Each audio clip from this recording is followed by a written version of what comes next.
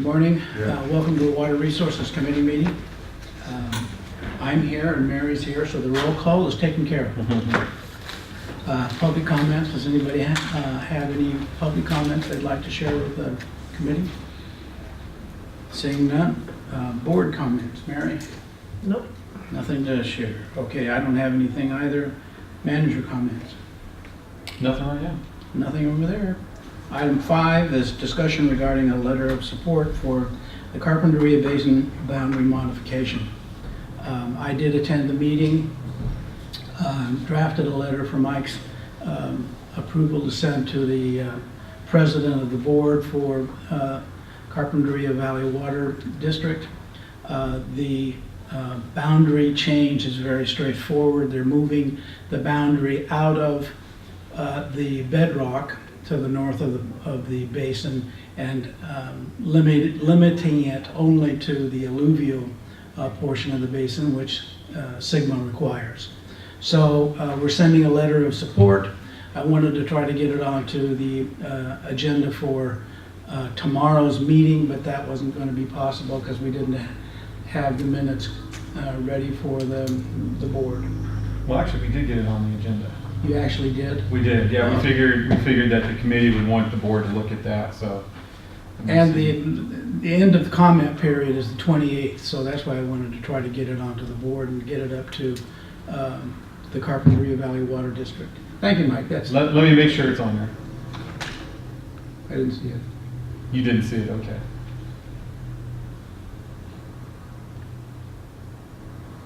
Okay, yeah, we'll get it on the 10th then.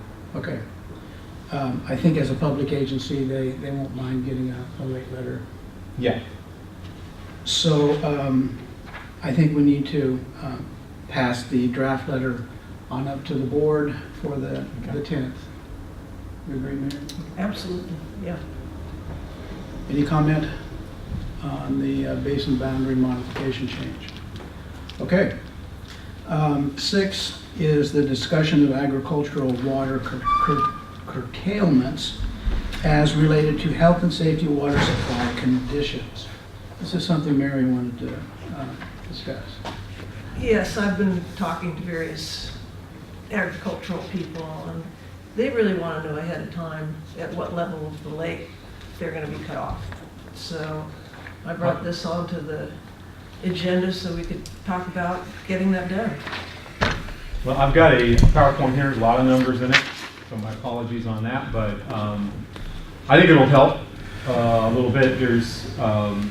I will say that, the data that we have for the Ojai water system still is a bit skewed, so we're still collecting that. Need a few more months of data on that to get that more refined.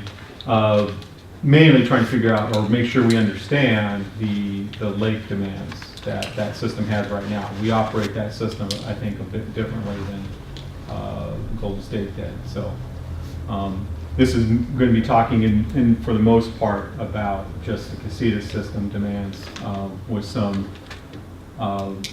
estimations done, with impacts with Ojai as far as the lake.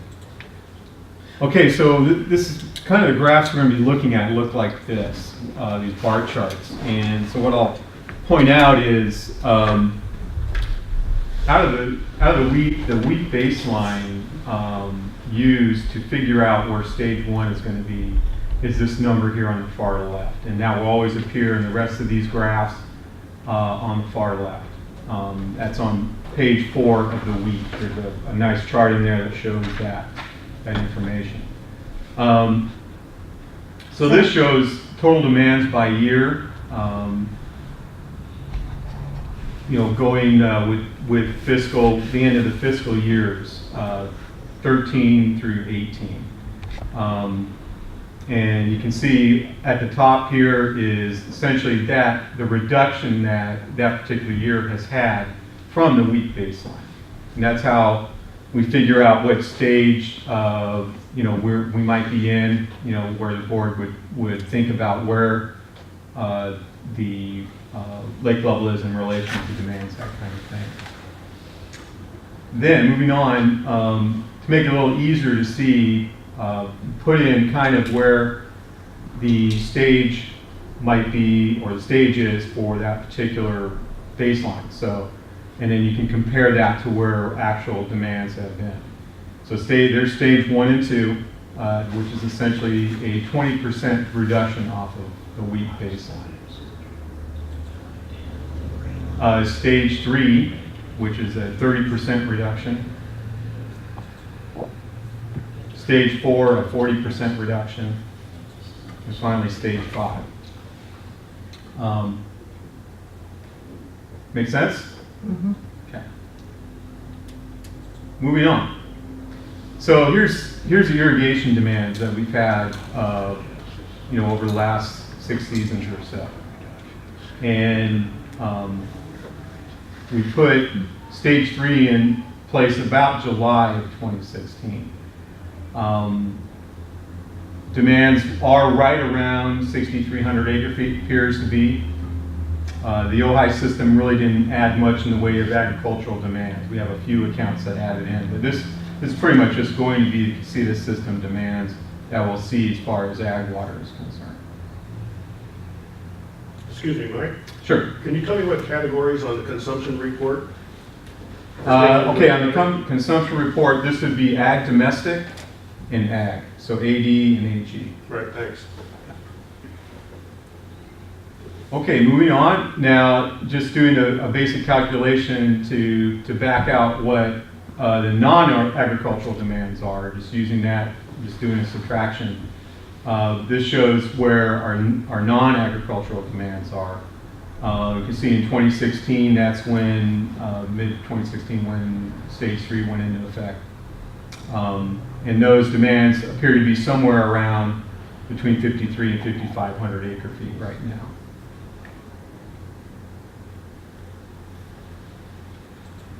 So in summary, again, baseline about 23,909. It looks like the approximate demands right now are around 11,500. Again, we'll have to look at the Ojai data a little more and make sure that we're capturing what is used in the lake. That seems to be the number overall. It appears, district customers right now are performing at a stage 5 level.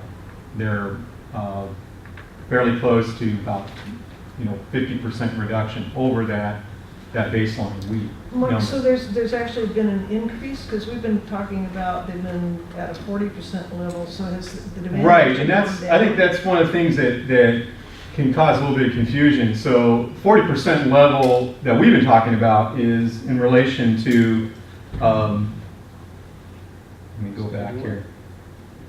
The number here, this is before we put any stage reductions in place. Okay.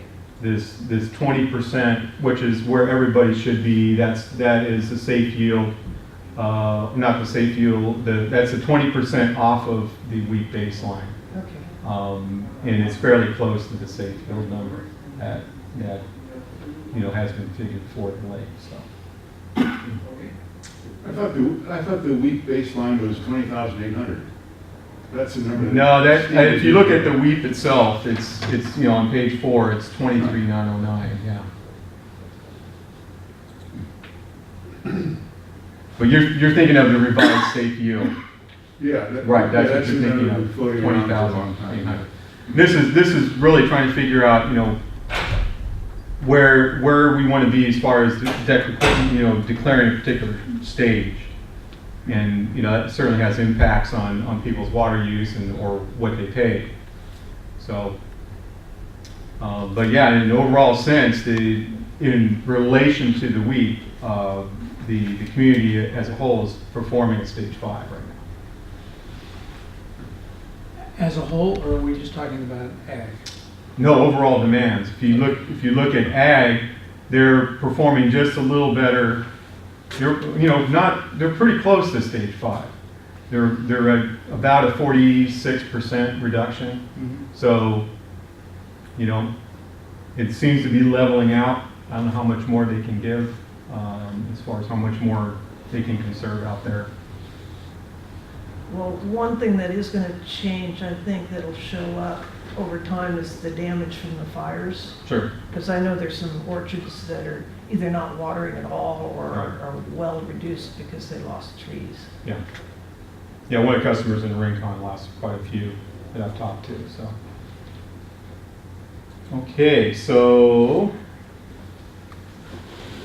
yeah, just summing up, the ag customers are within 3 to 4%, and all other customers as a group are performing at greater than stage 5. Okay, as a policy measure, what do we do when the lake level actually gets to the stage 4 level?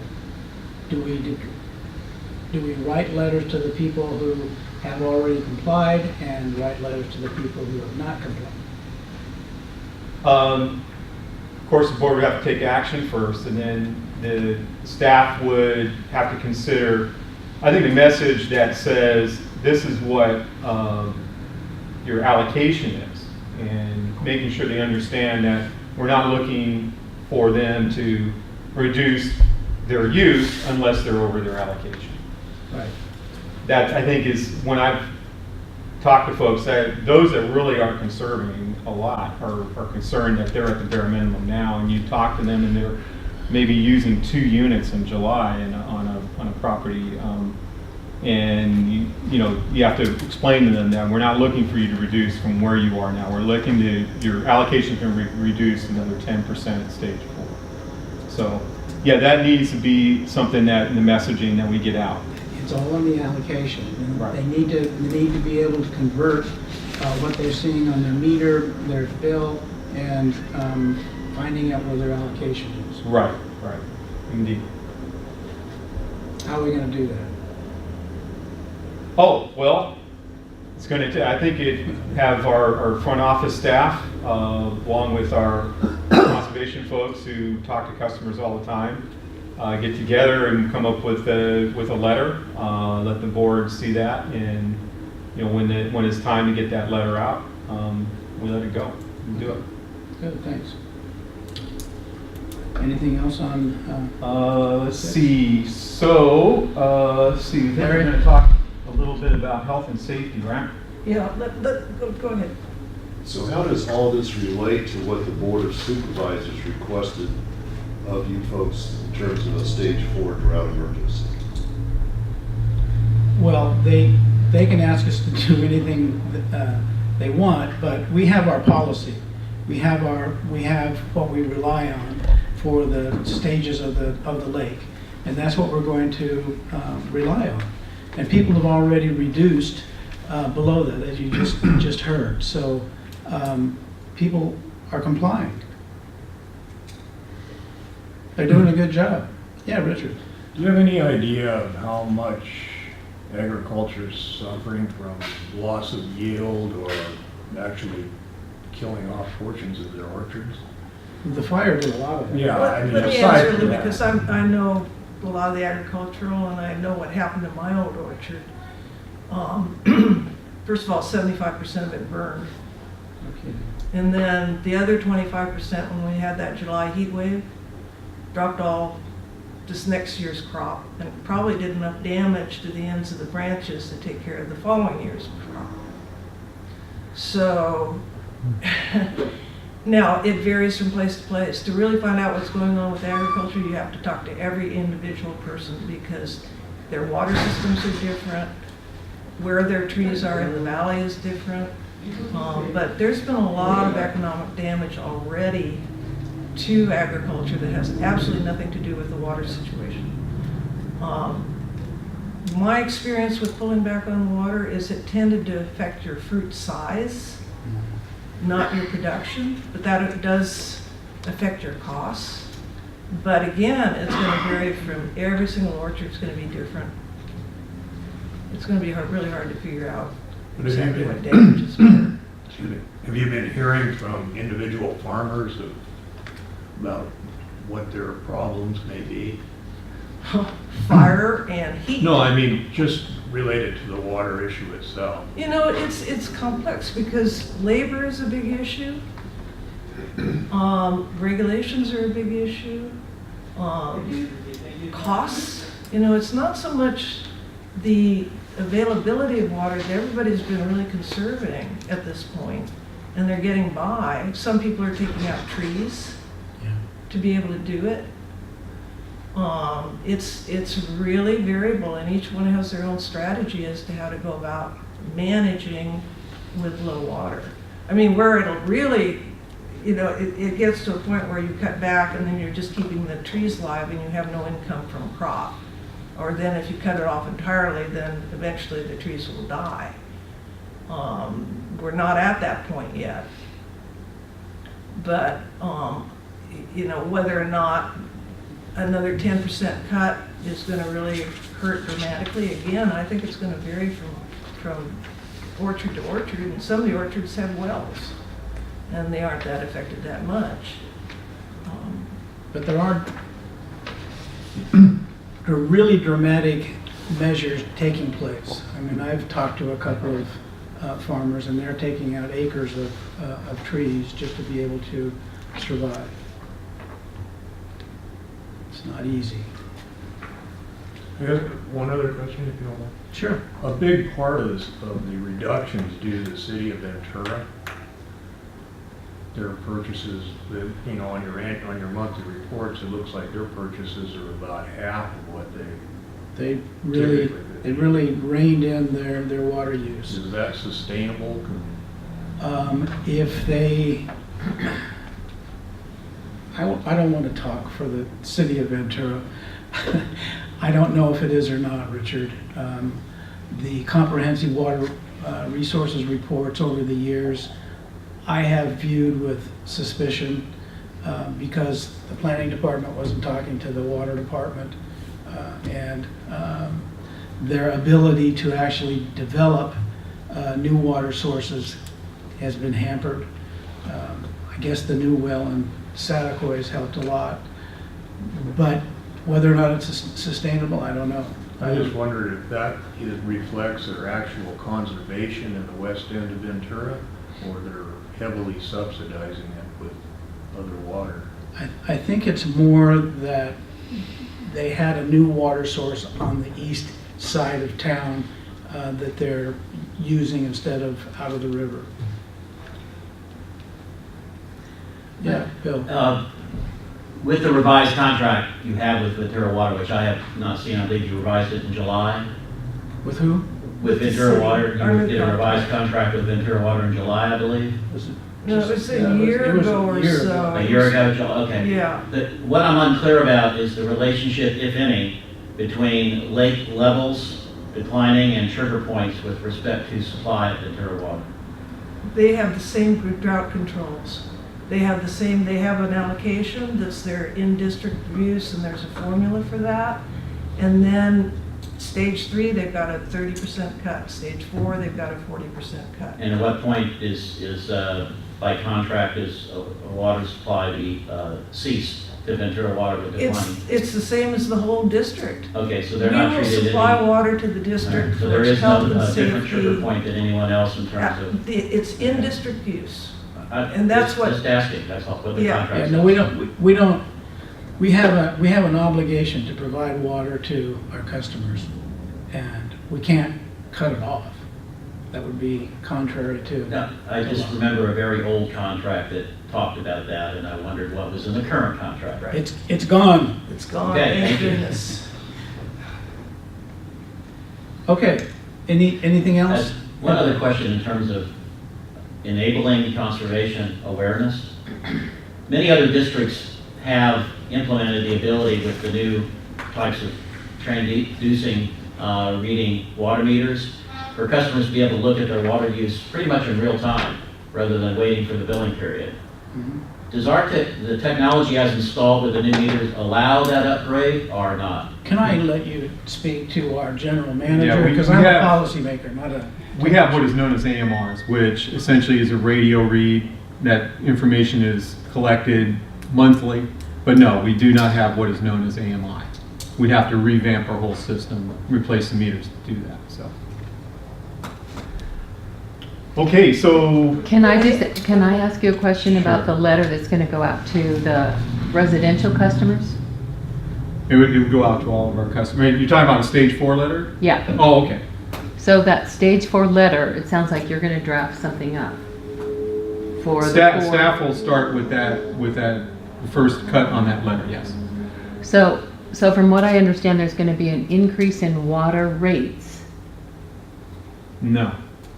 There'll be Well, essentially there a was decrease. an August increase in rates. And- July 1st. July Yeah, 1st. July Okay. 1st, there was an increase, yes.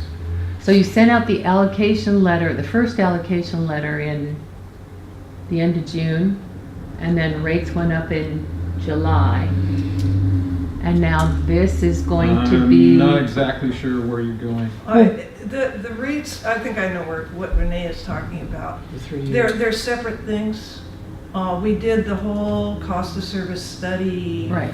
4 years ago, 3 years ago. Anyway, we did it, which gave the thing, and we had a deficit last year, which meant that we had to do the rate increase that was done by the cost of service study.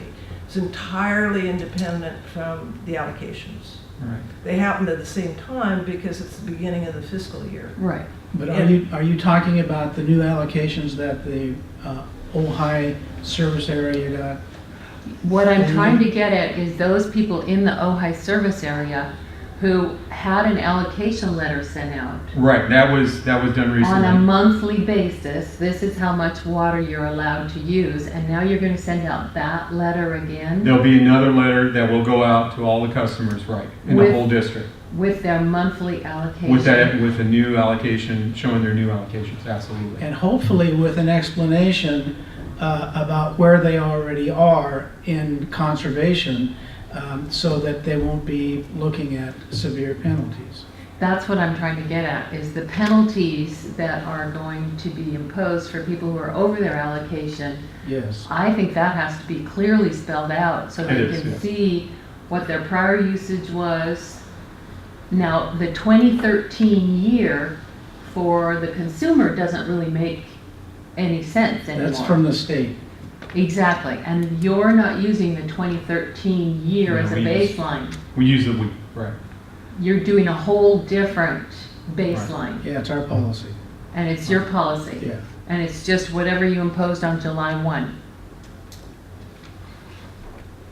Well, it has to do with the lake levels and the demand reduction that are implemented, and the allocation that people get along with that lake level stage. If they're below that, as you've seen with these charts, most people are below the stage 4 and pushing stage 5 already. So if they stay underneath, even though the allocation is going to be reduced another 10% for stage 4, if they're underneath it, they're good to go. I guess what I'm trying to do is just make sure they know what their penalty point is going to be, not on a monthly basis, and it sounds like it is going to be imposed monthly. Okay, It's on the bill. let's be clear. All residential customers currently, and this will continue going forward, they pay a monthly over allocation penalty. Right.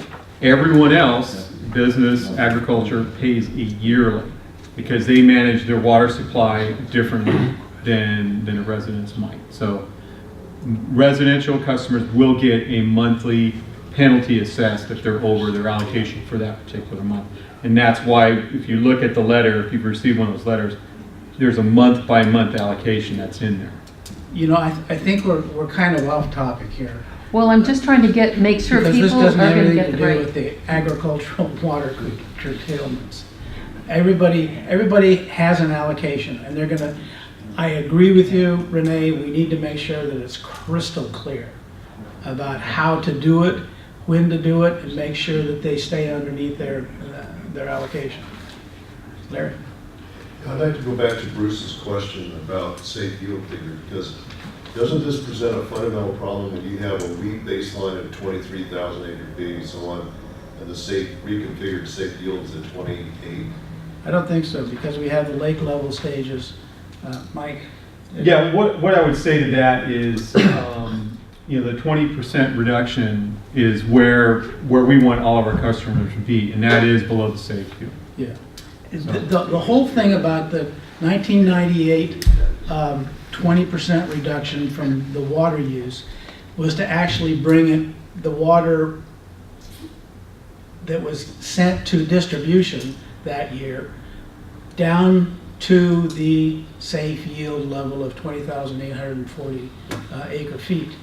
That's where it had to start. We had to start from a baseline, but I don't think we do that anymore. We have the lake levels, which defines the allocation that people have, and we're not actually using the safe yield unless we get back to stage one. Did that answer your question at all, Larry? Sort of. Sort of. What I would point out is, if you look at all of these numbers here, and this is total demands, it's all below safe yield. Yeah. And I get that. the intention is to keep it that way. And that's the we could intention. go through the process of redefining the safe yield, and I think probably for clarification at some point we should do that. Right. But for right now. Yeah, the 2004 water supply and demand study needs work, and it should probably be looked at. We're kind of shorthanded right now. I don't know if we're going to be able to get around to it, but We're managing water well. Yeah, we I are. would say that's what, if we're looking at just from managing water perspective, the customers are responding, we're communicating the message fairly well. You can say, maybe overly well, because reductions are, at stage 5 level. So, and it's great. Great to see that response. okay. To kind of finish up this discussion, so really what we wanted to talk about is in relation to health and safety water supply, what kind of curtailments could the district look at doing? So going back and looking at the non-agricultural demands, trying to come up with a safe yield number, you see about 5,500 last year. That's a pretty good number, I think. So if you figure a little bit of fudge in there at about 5,600 for the safe yield for everyone that's not By agricultural. safe yield, you mean the amount of water that you Yeah, have the to safe, supply? right, for health and safety, sorry, health and safety. The 10 units per month doesn't change for non-agricultural. Right, it does not change for residential. So everything on the inside of the house is not going to change. You're Right. still going to have 10 units per month. The outside is going to change dramatically. That's not for ag. That's if you have a parcel with a house on it and ag, I think, isn't it, Mike? Yeah, if you have ag domestic is a parcel you have, Right. right, that's exactly. So everything on They the do get outside an essential allocation in that case. means brown lawns. Right.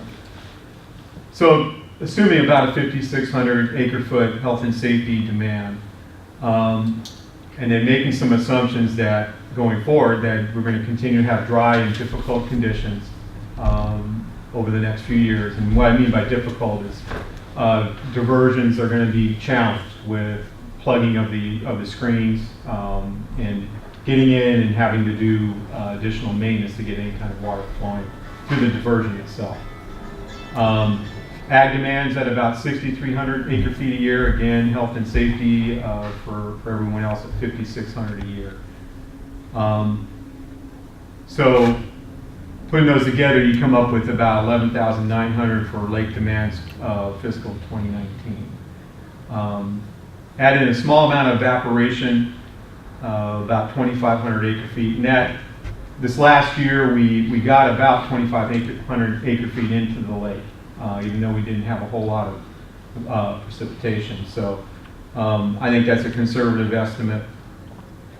So, our fiscal 2019 demand could be about 14.4.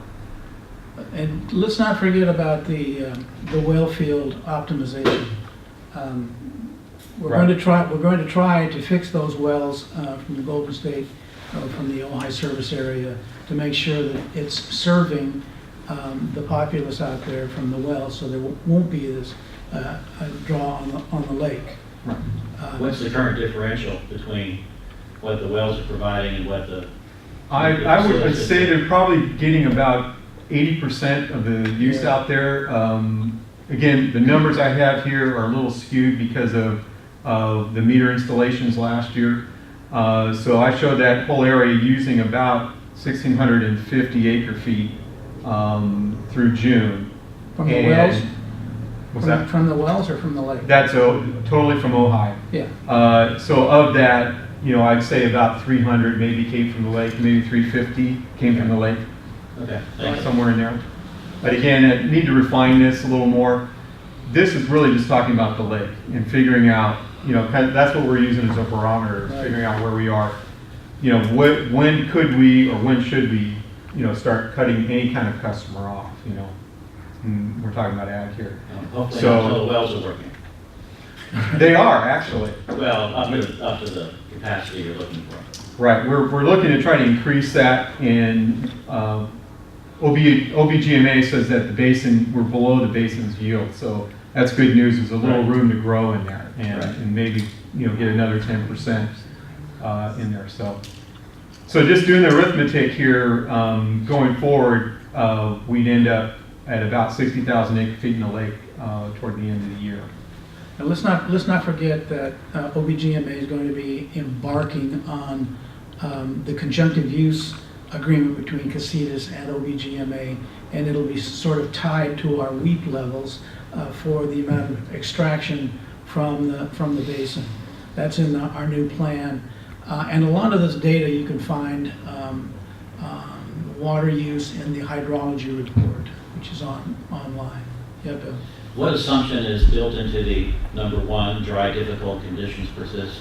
What So, time yeah, very little. per year? Kind of just looking at where we were in this last season, which was very little precipitation, and we had one pretty good strong storm, but we had trouble diverting. Mhm. So maybe we're only getting a few thousand acre feet into the lake overall. Right, you stated that the evaporation basically matched the intake into the lake. Yeah, actually not quite. Probably had about 4,500 acre feet evaporation. So we lost maybe about 2,000 or so in evaporation this year. So number one assumption in numbers is somewhere maybe around 8,000 acre feet of precipitation added, roughly?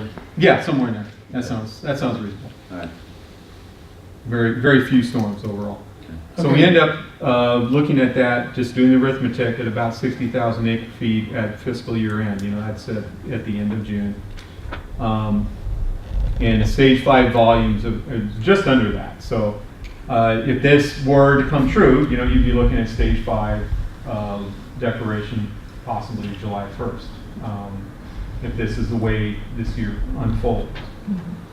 And then just carrying that forward, getting some estimates over the next following fiscal years. On the left here, you see if we just continued, didn't cut off ag, where we would be with the same kind of water conditions.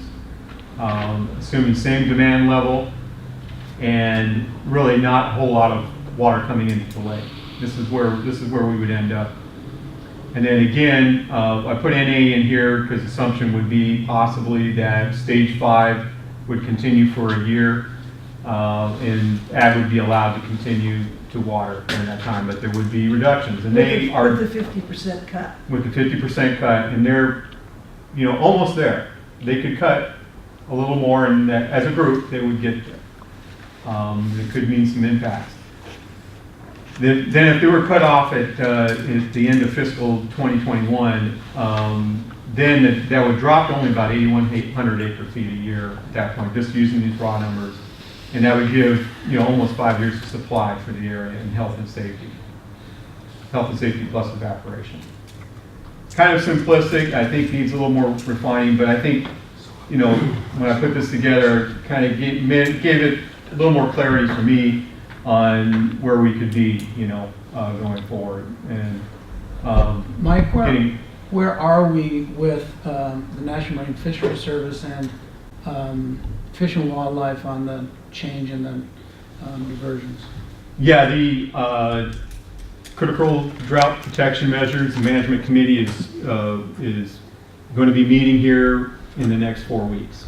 And that is the last step to essentially get those approved and get them into biological opinion. But we're watchful that essentially National Marine Fisheries and the Fish and Game are advisors to that committee, and we're just not sure, since that committee essentially hasn't convened, it's going to be its first time, what their role will be, how they'll act as advisors to that. But it seems that everyone is on board with the concepts that are in critical drought protection measures, which are a combination of changing how water is diverted, when these dry conditions, and then doing some downloads from the Matoha Dam. Well, do you think they'll change their mind if we get a mild El Nino headed our way? I hope not. We're going to continue to push forward. I've got to call into Congresswoman's office for a meeting on that and other issues that we're concerned about. Okay.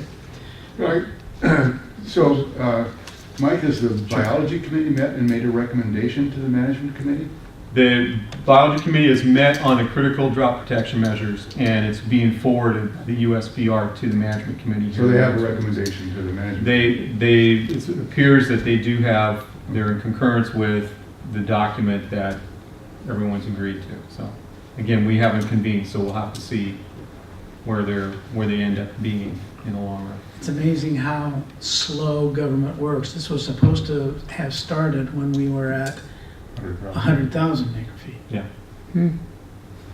So I'm finishing up. If I were to make a recommendation here, I would say that if you wait until fiscal 2020 to consider cutting off somebody, or when we get to a lake level that's about 20%, that's the time to consider it.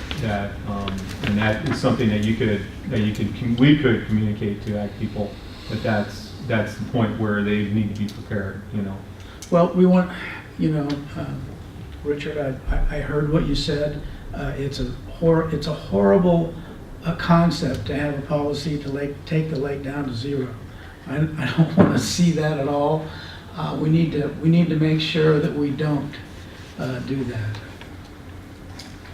Bruce. The thing I find surprising is that your 5,600 acre feet of health and safety is the level right now for non-ag use. So people are already at the health and safety level for non-ag? Basically, Right. yeah. Yeah. That's startling. They're actually below it, but It's actually true. district's always kind of been half and half. Usually ag is a little more than everyone else, but it's almost been 60-40, 50-50 split. So could you explain the difference between these two columns again? You've got like a 4,000 acre feet difference. Right. With so, ag and without ag. Where right. is the So difference going to come from? this column here would be is if we stay at 11.9 going down. Hopefully this arithmetic is correct. I did this late yesterday. And then this would be if we pulled the 6,300 acre feet, cut ag off in these years here, and how much water would be left, assuming that we really are not getting much in the lake. We're So getting you're some help with talking- evaporation, and that's about it. So around 4,000 acre feet is going to cut ag off? 6,300 would be ag demands that would be cut off. So you're just completely going to cut ag off? Is that what you're saying? Well, that's what we're here to talk about. When would we do that? Renee, with the way everybody's been talking, with the idea that our rainfall now is what we're going to have continuing on into the future, heaven forbid. Right. It's a matter of planning, and I know in talking to the ag people, they were telling me, I'd rather know. I'd rather know at what lake level because there would come a point where you absolutely had to do that. I mean, if that was the thing. Now, 2 years ago, we got enough rain to get a whole year's water supply in the lake. So these assumptions are very drastic. Yeah. They're worst case, really. So hopefully that's not going to happen. And as you go year by year, you see where you're at. But then to actually do that planning, so you let people know, so they can see themselves what they're, rather than having it just unknown. Yeah, I mean, overall, once we hit stage 5, then I think ag should be on notice that,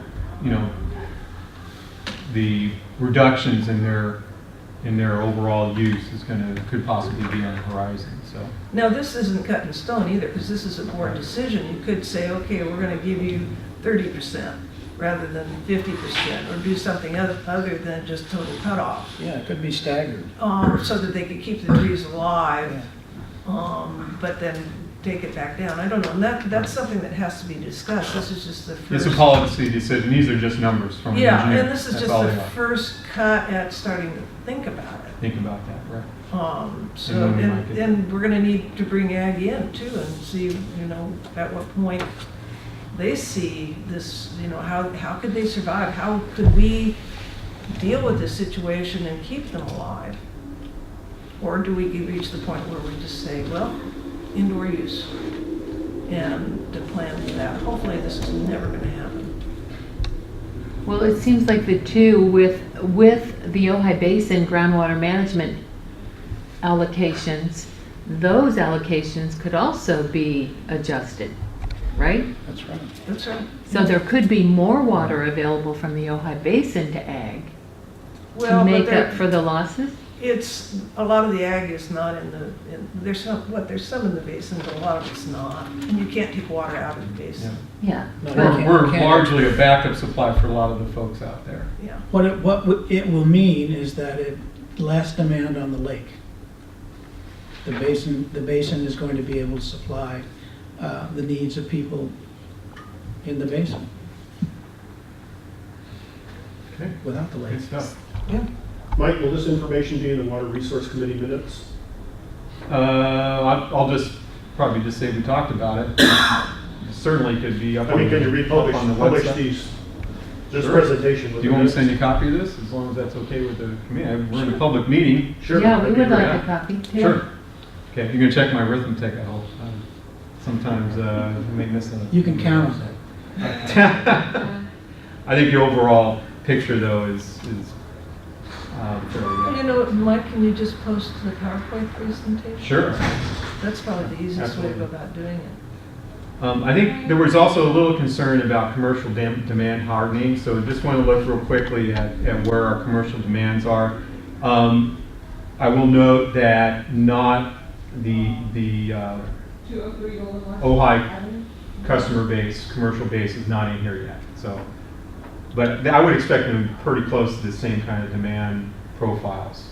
Because you haven't got the data yet, right? Right, we do supply, this also includes some supply to the end, because we do have two connections from the Casitas side that supplies the end. And you can see they're performing very close to stage 4 level right now. But there may be we may be getting close where they can't really reduce more, and instead they'll be paying penalties instead, so. Well, and that's kind of what I want to consider, though, that maybe we should consider a level at which we say, okay, this is your bottom line allocation. Because with a business, Right. we'll say something like a car wash, Right. Too. a laundromat, there's nothing beyond what they can do. It's not that they're violating, but that we don't penalize them. But we just say that this is your bottom line allocation. Yeah, what I was thinking, and it might be easy to administer, it might not, and it just is just me throwing something out there, is changing the penalty for businesses so that there still is a penalty, but it's not $5. It's something less than $5, a dollar, whatever, so that they still have incentive to conserve. That it isn't at the point where we just Put them out of business. Right. well, we don't want to put them out of business, that's for sure. So it seemed like most folks didn't have pain at like the 25-cent level, but the $5 level, we got people's attention there. So something, again, the board would have to consider Right. as far as a policy. Right. Figure that out. It's a good thing to think about. Keep that in your back pocket, okay? Okay. Okay, I think that is it for that. I'm going to talk about State Water Project interconnection, future projects. Julia's here, and another set of projects for her to think about. So this diagram kind of shows, the concept of bringing water all the way back to the Casitas system. And I've put some phases on here. I don't know if this has been published anywhere else. But showing what kind of construction would need to be done to get water back into Casitas' system. So if you look at phase one, oh, I've got phase two up there too. Phase one right now is an in lieu water project. And the idea there being that it would provide water to the city of Ventura through this phase one pipeline and allow them to take water out of, say water project water rather than taking water out of the lake. They're at, I think, somewhat just over 2,000 acre feet a year, somewhere in there that they use from us right now. So it's been in process now since 2016 with the district put budgeted $200,000 for the initial alignment study. We've been paying bills on that, and believe this current budget year we added another $500,000 to that effort. So, and it's currently in design. The CEQA is moving forward. They expect to have that complete early next year, and getting this thing under construction and in operation around 2022, 2023, somewhere in there. There was a timeline in the manager's presentation in that video. Right. There's timelines for those first two phases in there, and they overlap. They're doing them both at the same time. Right, and so the next one would be a direct water. This is water would be moved directly toward Casitas, getting a pipeline across the city to a Casitas turnout. And Kennedy Jenks is currently studying that, the hydraulics of that, sizing, that kind of thing. And then lastly, phase three, again, a direct water. This would finish the concept of getting direct water to Casitas, utilizing a pump station to move water into our existing pipeline that's kind of parallel with the freeway. And then we'd also would need a control reservoir placed probably up near where essentially the freeway ends, up in that area somewhere at the proper elevation. And what we're proposing is Casitas issue an RFP for a preliminary design cost estimate because this portion of it is not being worked on at all by anyone. Callegas is working on that phase two piece. Should they decide that they didn't want to do that, we certainly could expand our scope to build some sort of line across the city. That's something that the board want to look at. Well, Mike, from my understanding, the Ventura modifications they're doing to get water to the west side, we'd be able to get our allocation of state water directly served through that system. That's what I was Well, their modifications, which is kind of stitching together a number of pipelines. Right. What they've told us is that we have 3 to 5 CFS out of that, very small amount of water. But we could get some. And I would propose that a pump station should be built to take advantage of those low flows if they're available. But it's going to need, if we need to get our full allocation in any particular year, if that's the goal, it would have to certainly be much more than that. We have to reach to a higher level. And don't forget Title 21 water, if you're going to move that. Yeah, Article 21, I hear a lot of talk about Article 21. I directly managed state water supply for my last employer. And Article 21 was something we never thought about very often at all. It was our Table A water. That's the key to this supply, is Table A. It is.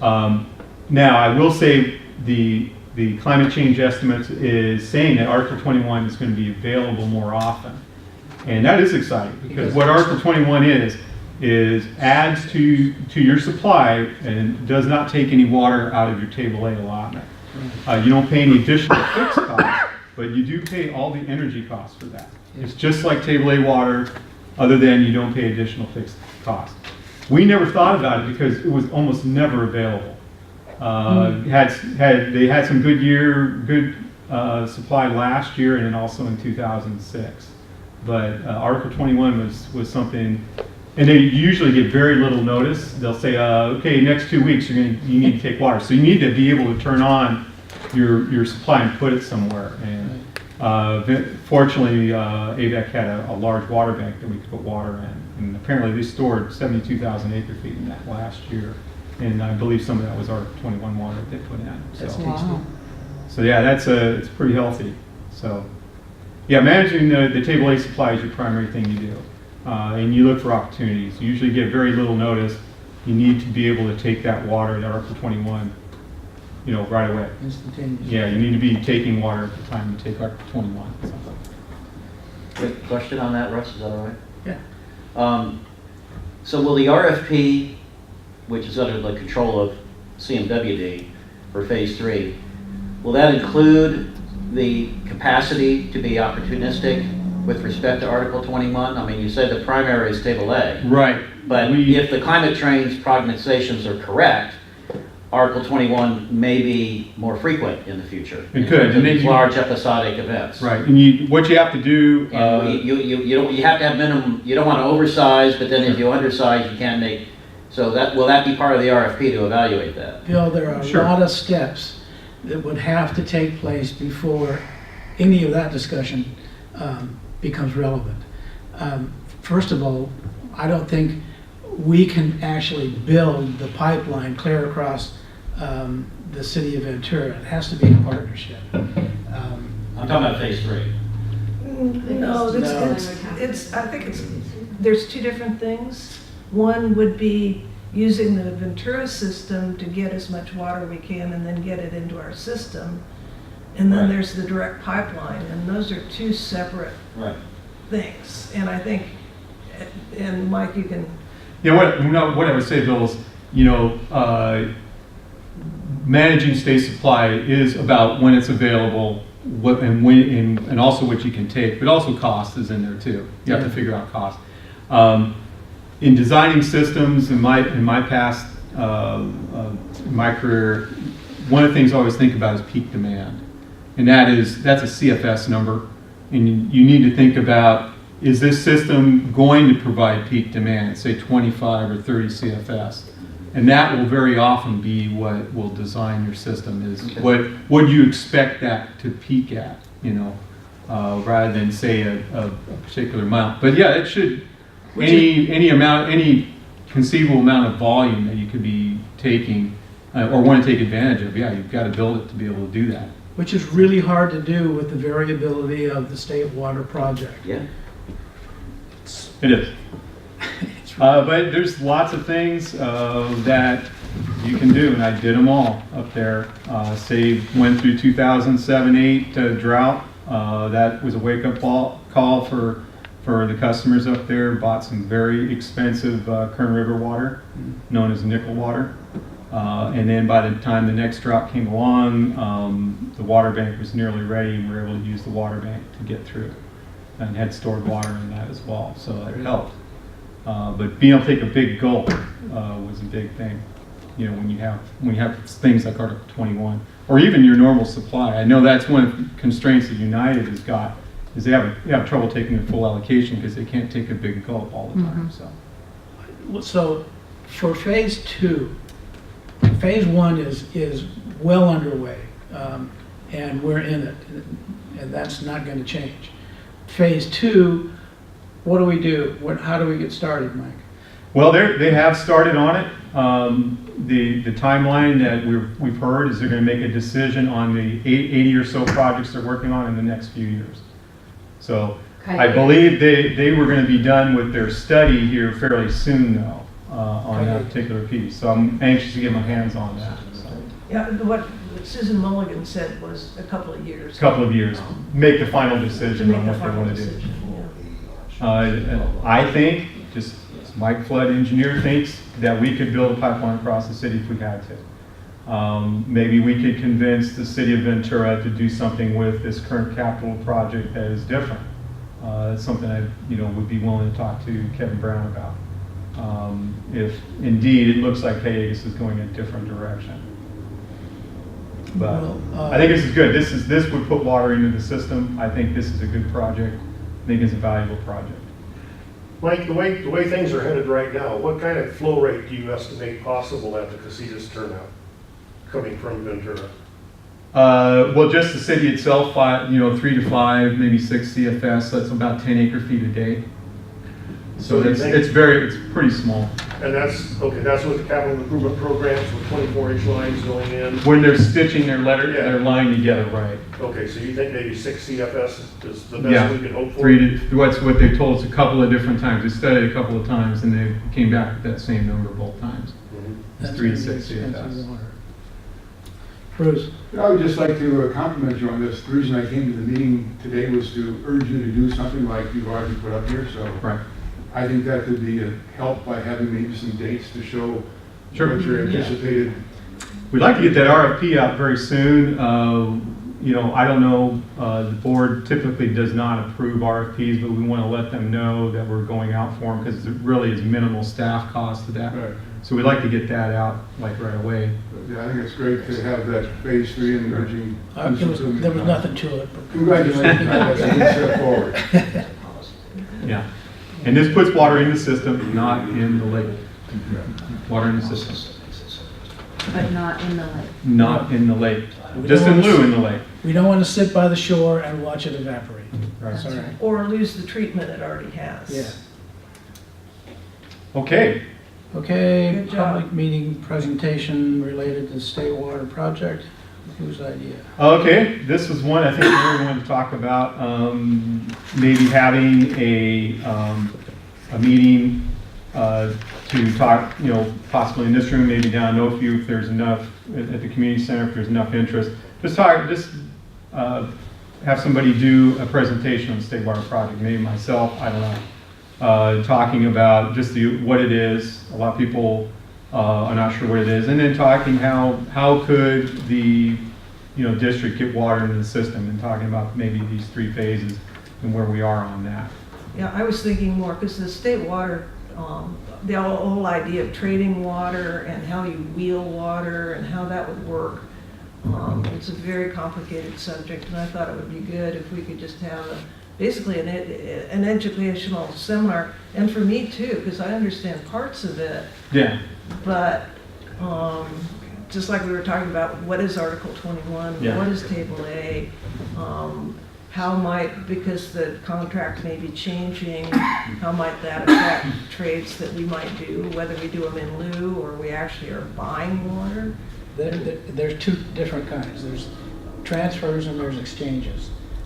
And those are going to be included in the new contract that will be coming up in a couple of years. Yeah, and to explain what the difference is between an exchange Exchange and a transfer. and a Yeah. We want to transfer. do exchanges. Transfers or with water that you don't. You lose your water right if you do. Right, you don't Oh, need, no. which they can Oh, be you're temporary. transferring your allocation. Right. Yeah. But they can be limited scope. No, There's actually, some districts that will do that. Transfers can go up to 2086 to the end of the new. Yeah, if we get the contract extension, that'd be great.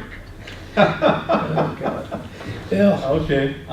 The Metropolitan claims that moving ahead on the water fix project would increase the average percentage of realized allocation on Table A. They claim that. 61%, I believe, wasn't it? Yeah, and it's, Bill, it's another one of those concepts in the state water project that's been a problem. It really began back in 1982 with peripheral canal when Yeah. the citizens voted it down. Where it is right now, where it has. That's what I was wondering, where is it right now? Is it For going the to past- survive the end of the Brown administration? Past 8 years or so is basically the California water fix will help you keep from losing more water. Right. Rather, so there won't be any net gain, and boards have a lot of trouble with that concept. The board I worked for before just really had a hard time getting a business idea like that, paying millions of dollars for not losing less, you're not gaining ground. Well, there's was also really the a hard issue of the concept. shrinkage from the discharge in the reservoirs before it gets to the forebay. I think Metropolitan estimates that's 10% plus maybe. They just lose. I guess it could be. Losses in the state water project is something they kind of gloss over. The other question I wanted to ask, what I was trying to get to, is there any sense or any projection of what the increase in the cost to the ratepayers will be, amortizing the projected water fix cost in terms of the allocation expenditures assessed on ratepayers or on the districts? Come tomorrow. Any sense yet on that yet? I've got a number for you tomorrow. Okay, We thank can you. talk about that. And we have an estimate, it's an estimate, and all is all it Okay, is. thank you. And there are external factors that are going to be playing on that cost for years to come. Sure. It's not done by any means. And that discussion has weaved through so many different projects, I can't even tell you. So, I can tell you it won't be cheap. it won't. Then let's see, number 9 here is talking Well, about. Wait a minute, or Not what as did we, expensive as no water. did we say we want to ask the board to do that? Have a public presentation. Yeah. I think that's something that probably the Yeah, committee's I'm all interested in. for it. Yeah. Okay, so we'll try to get that going here. This next one I put on the agenda. I think it's important that we get some feedback from ag customers as a group, and through our conservation office, they've done these kind of group meetings before.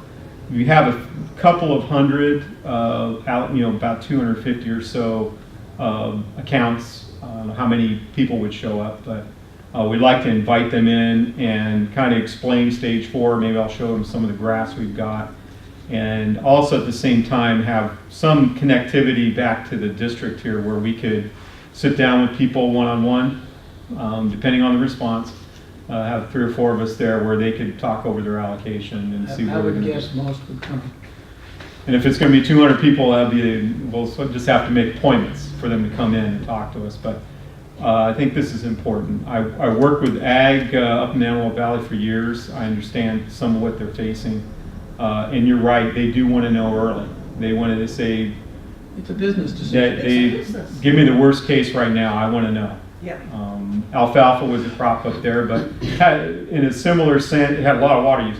But in a similar sense, it's a multi-year crop. You plant and you get 6, 7, maybe 8 years of crop out of it. So they'd want to know going down the road, if I plant this year, am I going to be able to continue to harvest that? So, Okay. Okay. I think that's a That's a great no-brainer. We idea. just need to do it. yeah, so we'll get that going. I'm hoping that we'll do like maybe a off-board night, Wednesday night maybe. Mhm. No, but if there's more interest in doing a weekend, we can do that as well. So I'll get that going. Thank you. All right, item 10 is the Comprehensive Water Resource Plan. And that is, Julia. yeah. Morning. Well, I wish I had better news. We only got one proposal for the Comprehensive Water Resources Plan. The deadline was last Friday. Only the one came in.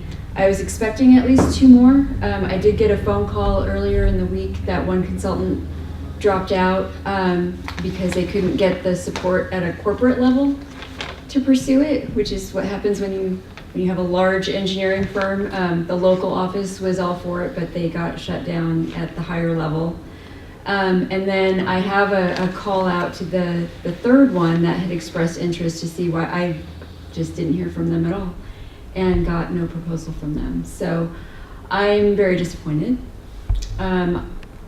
I haven't had a chance to read through this one yet and see if it's worth pursuing at all. I would have liked to have a handful to compare and see the quality of the work. I think I had reached out to a number of firms while the RFP was out. And like I said, I did get some interest, but that didn't, pan out. So I guess I need to know what my next steps are. I need to go, just put this one aside, start over, get some feedback and see why, we didn't get proposals. Go and market ourselves, to consultants to try to get more interest.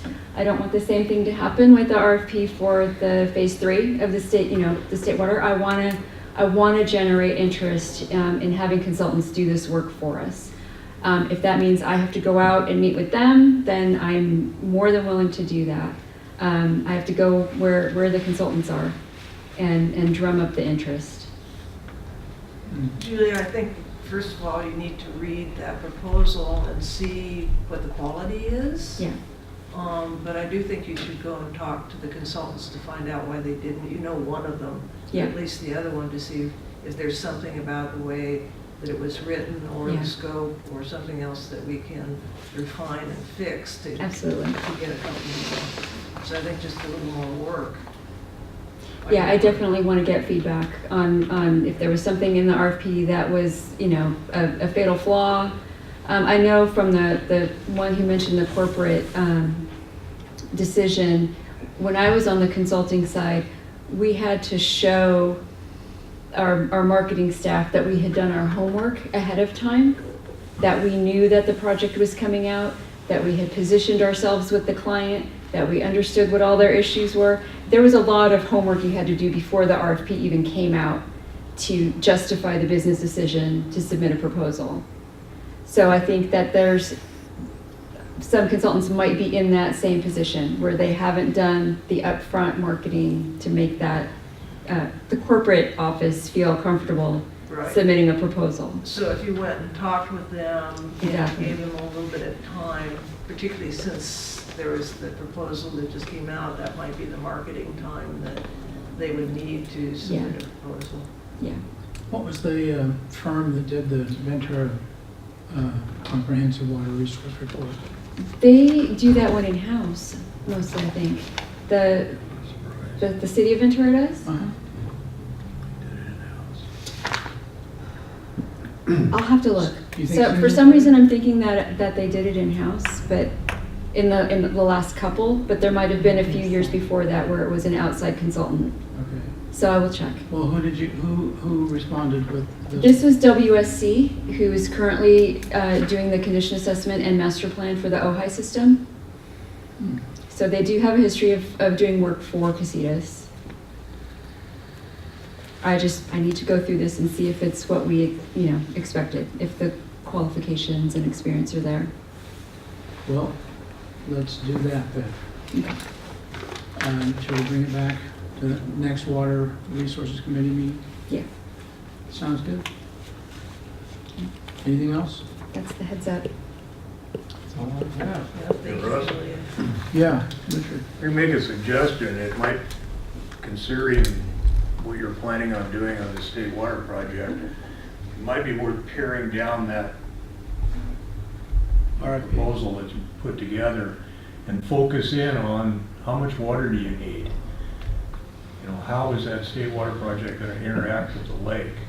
Because you're going to be dealing with how to size pipelines and negotiating with city and Cayugas, Yeah. and you really don't know exactly how that's going to impact the supply here.